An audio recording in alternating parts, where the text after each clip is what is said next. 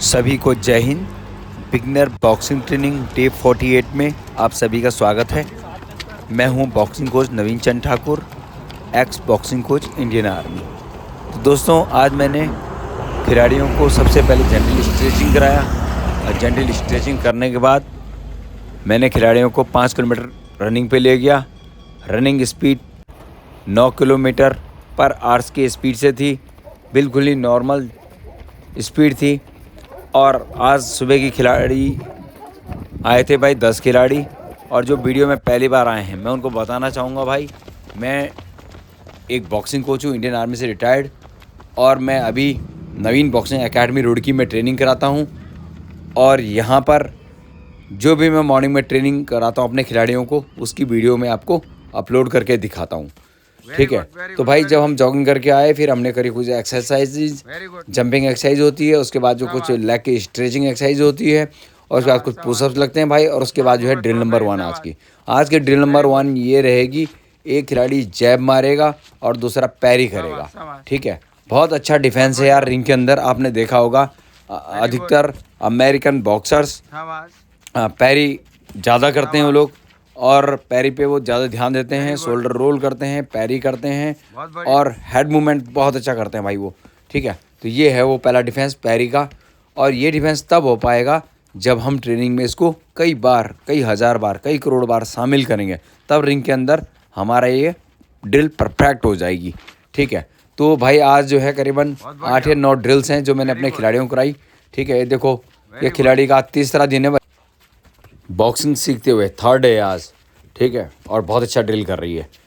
तो group training का फ़ायदा ये है भाई कि आपके आसपास जो खिलाड़ी होते हैं उनको देख के आप सीखते हैं।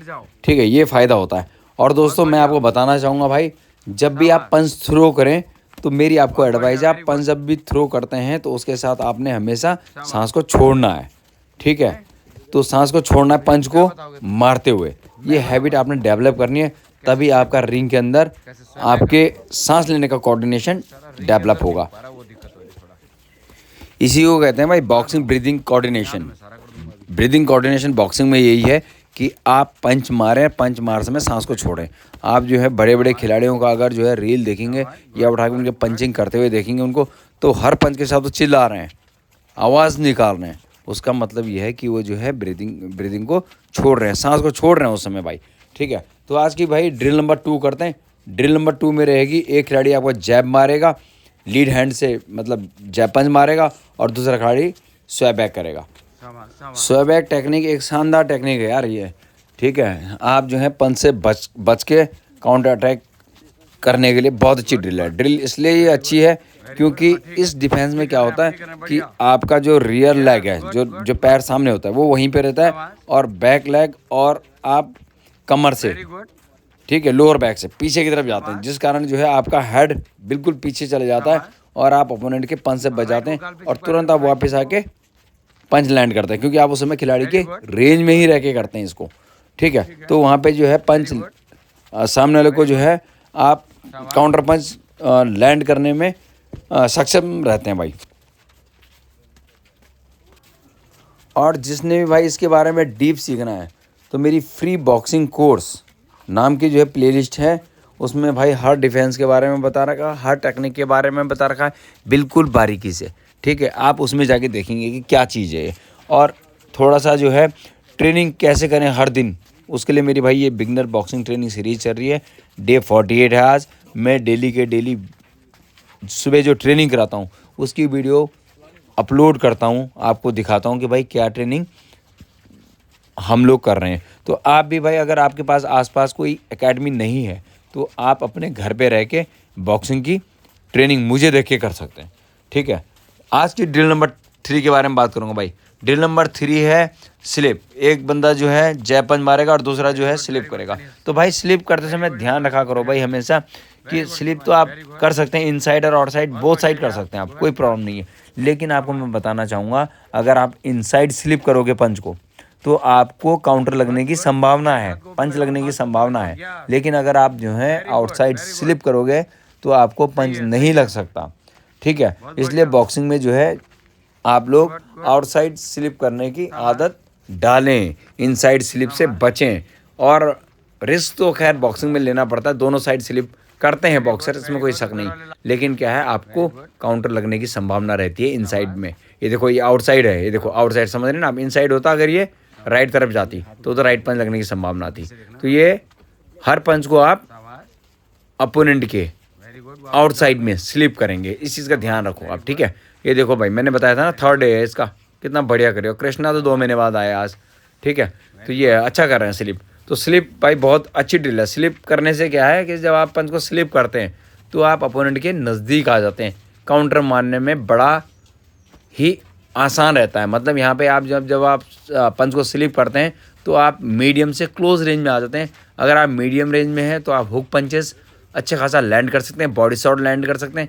और अगर आप क्लोज ग्रिप में हैं तो आप अपर कट्स, अच्छा अपर कट्स उठा सकते हैं, चिन पे उठा सकते हैं, बॉडी में उठा सकते हैं, है ना। खिलाड़ी को मतलब डैमेज कर सकता है पंच अगर आप जो है स्लिप करते हैं। स्लिप करते समय क्या है कि आप अपोनेंट के बिल्कुल क्लोज आ जाते हैं, ठीक है। तो वहाँ पे पंच लैंड होने की संभावना बहुत ज़्यादा होती है। और खिलाड़ी जो है जब आपको पंच मार रहा है तो उसका आप यूँ मानो कि आपकी तरफ वो नज़दीक आ गया, ठीक है। अगर वो पंच वापस करेगा, अपने आप को संभालेगा, इतनी देर में आप वहाँ पर पंच जो है लैंड कर चुके होंगे और आपको आसानी रहेगी। तो इसलिए स्लिप मूवमेंट को सीखना बहुत ज़रूरी है भाई आपके लिए। और स्लिप रिंग के अंदर तब होगा जब आप कई बार इसकी ट्रेनिंग करेंगे, ठीक है भाई। ड्रिल नंबर 4 कराया भाई मैंने। अब ड्रिल नंबर 4 में क्या है, मैंने काउंटर पंचेस शुरू करा दिया, ठीक है। एक बंदा जैब मारेगा, दूसरा भाई पैरी करके काउंटर करेगा। देख रहे हैं आप, ये देखो विक्रांत सैनी जी करने की कोशिश कर रहे हैं, ठीक है। ये देखो ये नई खिलाड़ी है, ये देखो करने की कोशिश कर रही है। इसने पैरी किया, पंच मारा, सिर में ये देखो जब भी जैब आ रहा पैरी कर रहे हैं, पंच मारा, ठीक है भाई। तो ये है भाई बॉक्सिंग सीखने का तरीका। बॉक्सिंग बिल्कुल आराम से ठंडे दिमाग से सिखा जाएगा भाई, ठीक है। बिल्कुल ही आराम से ठंडे दिमाग से। ये देखो पैरी पंच, ठीक है। और बॉक्सिंग सीखने के लिए बहुत अच्छा तरीका है कि आप जो है मेरी बिगनर बॉक्सिंग ट्रेनिंग सीरीज़ देखें। अगर उससे भी ज़्यादा डीप देखना है, आप अकेले हैं, आपका कोई पार्टनर नहीं है ना, कैसे बॉक्सिंग में मूवमेंट होते हैं, क्या पंचेज होते हैं, किस पंच को क्या बोलते हैं, तो भाई फ्री बॉक्सिंग कोर्स नाम की मेरी जो है एक सीरीज़ है, प्लेलिस्ट है यूट्यूब में, उसमें देखें आप, ठीक है। वहाँ से आप बॉक्सिंग सीखें। और भाई मैं आपको बताना चाहूँगा, आज सैटरडे है और सैटरडे को शाम को 4:15 से मेरे एकेडमी में फाइट नाइट होती है भाई बॉक्सिंग की, ठीक है। और उस फाइट नाइट का लाइव टेलीकास्ट होता है मेरे फेसबुक पेज पे। नवीन चंद ठाकुर नाम से मेरा अकाउंट है फेसबुक पे। उसमें भाई लाइव फाइट नाइट दिखाता हूँ मैं, ठीक है। जितने भी खिलाड़ी आते हैं उनके पेरेंट्स घर बैठ के देखते हैं हमारा बच्चा क्या बॉक्सिंग कर रहा है, ठीक है।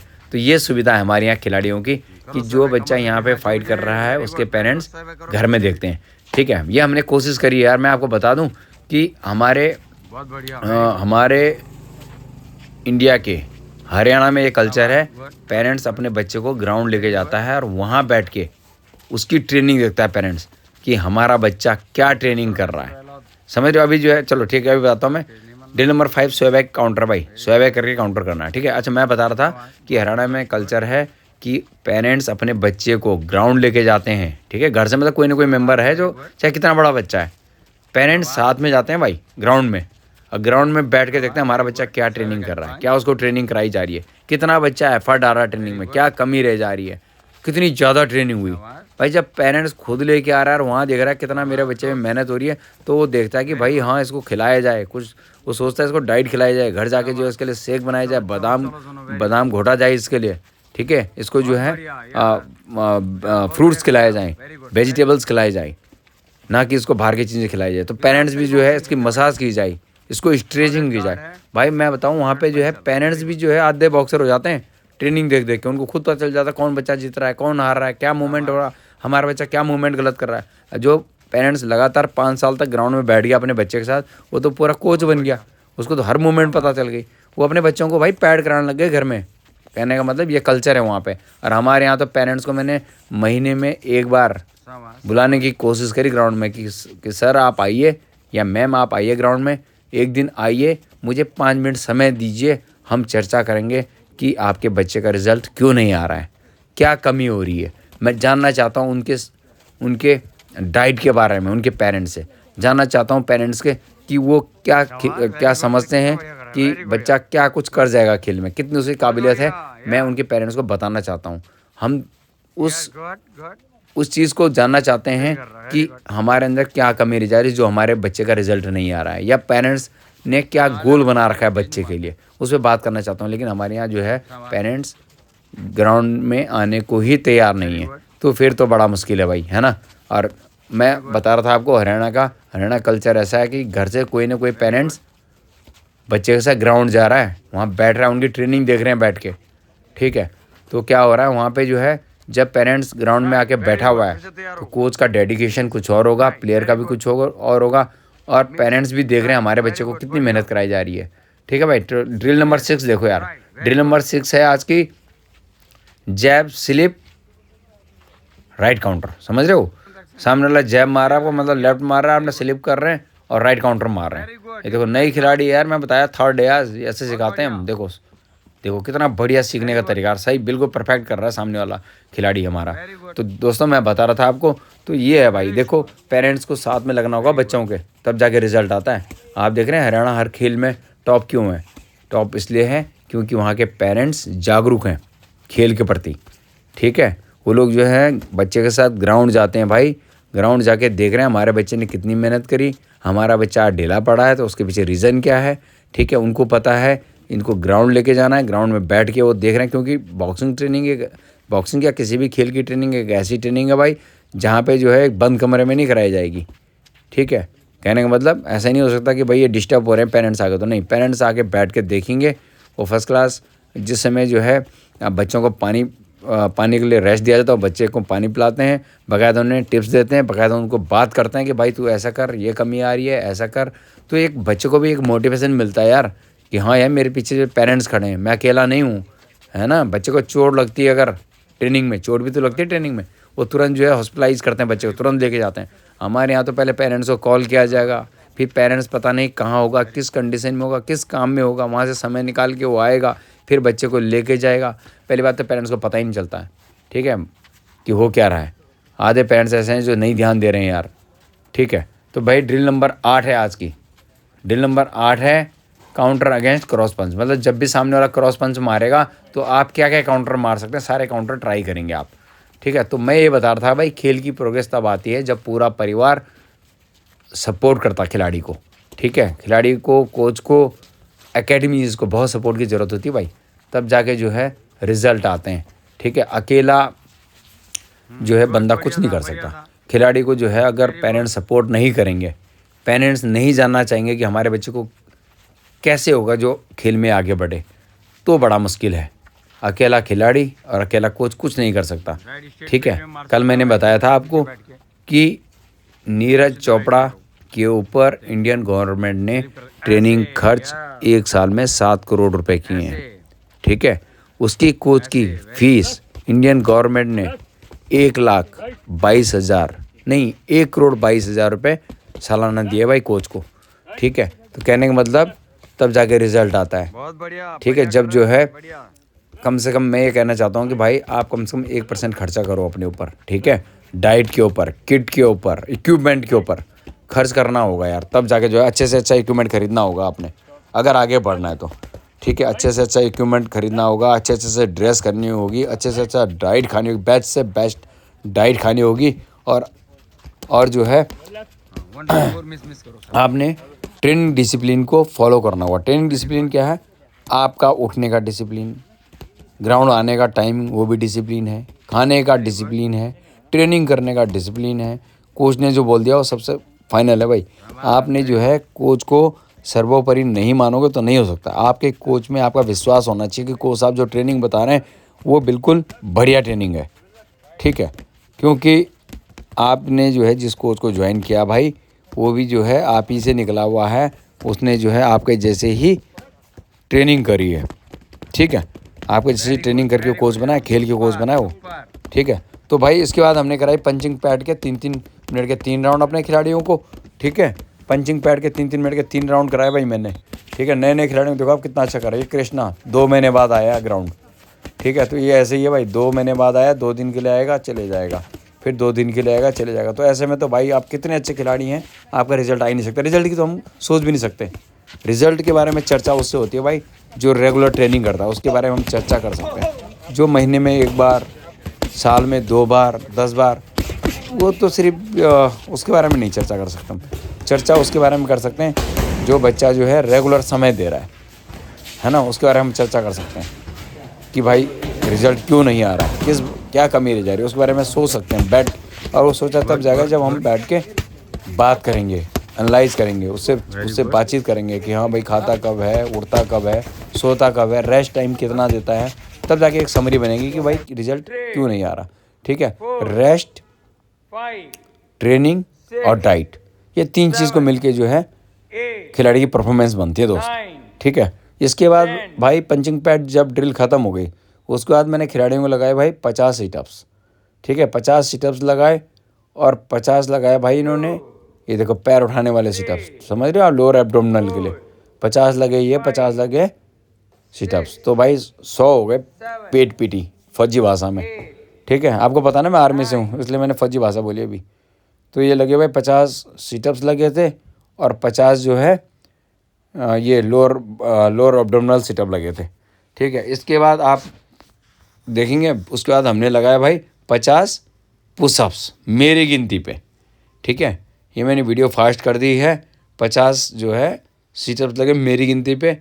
और उसके बाद भाई आज पार्टनर क्या बोलते हैं उसको, स्ट्रेचिंग करी भाई हमने। आप जो हैं पूरी वीडियो देखना, मैंने शॉर्टकट में दिखाऊंगा आपको कैसी जो है क्या क्या स्ट्रेचिंग है। अगर आप जो है स्ट्रेचिंग पूरा देखना चाहते हैं कि पार्टनर के साथ कौन सी स्ट्रेचिंग करी जाती है, तो भाई मेरी जो है क्या बोलते हैं यूट्यूब पे वीडियो डाल रखी है पहले कि स्ट्रेचिंग कैसे करें पार्टनर के साथ, स्ट्रेचिंग करने समय क्या ध्यान देने वाली बात है। तो जब भी आप किसी को स्ट्रेचिंग कराएं तो सबसे पहली बात आपने झटके से नहीं खींचना है, धीरे धीरे उठा के धीरे धीरे वहाँ तक ले जाना है जहाँ पे जो है फुल स्ट्रेचिंग हो पाए आदमी की। और उसके बाद वहाँ होल्ड करना है भाई 10 से 15 सेकंड कम से कम होल्ड करना है। वहाँ पे होल्ड करना है जहाँ पे आदमी बोलता है कि बस यहाँ पे आगे मत ले जाओ मुझे, यहीं तक खींचो। वहाँ पे होल्ड करना भाई 10 से 15 सेकंड, फिर धीरे धीरे वापस रखना है। ठीक है, आपने झटके से खींचेंगे तो किसी की मसल्स फट जाएगी, इस चीज़ का ध्यान रखना आपने। और स्ट्रेंथ ट्रेनिंग के बाद कभी स्ट्रेचिंग नहीं करते। ठीक है, कौन सी स्ट्रेचिंग, खासकर पार्टनर स्ट्रेचिंग। ठीक है, ब्लास्टिक मेथड ऑफ स्ट्रेचिंग कर सकते हैं आप। ब्लास्टिक मेथड समझते हैं ना आप, जो हाथ को स्विंग करते हुए जो हम शुरू में कर रहे थे। जब मैं ट्रेनिंग शुरू कराता हूँ तो ब्लास्टिक मेथड स्ट्रेचिंग कराता हूँ। आप मेरी पिछली वीडियो में देखना, आज मैंने नहीं दिखाई है क्योंकि वीडियो लंबी हो जाती। ठीक है, तो इस चीज़ का ध्यान रखें आप कि झटका नहीं मारना है और पार्टनर के साथ स्ट्रेचिंग करते समय हमेशा ही बहुत ही रिलैक्स आराम से खींचना है। और जहाँ पे सामने वाले का रिस्पांस पूछना है, हाँ भाई जहाँ पे वो मना करेगा कि सर रोक दो यहीं पे, तो वहीं रोकना है, वहीं होल्ड कराना भाई। इस चीज़ का ध्यान रखना, वरना खिलाड़ी इंजर्ड हो जाएगा भाई। ठीक है, इस चीज़ का बिल्कुल ध्यान रखना है। और स्ट्रेचिंग तो भाई हमेशा ट्रेनिंग में आप बिल्कुल शामिल क्या करें भाई। ठीक है, कई तरह से स्ट्रेचिंग है, पार्टनर के साथ है स्ट्रेचिंग, इंडिविजुअल स्ट्रेचिंग है। ठीक है, स्टैंडिंग स्ट्रेचिंग है, तो कई माध्यम है स्ट्रेचिंग करने का। स्ट्रेचिंग आपने पक्का करनी है। तो मैंने भी आज भाई करीबन 7 मिनट एक खिलाड़ी और 7 मिनट दूसरे खिलाड़ी की स्ट्रेचिंग करी भाई। ठीक है।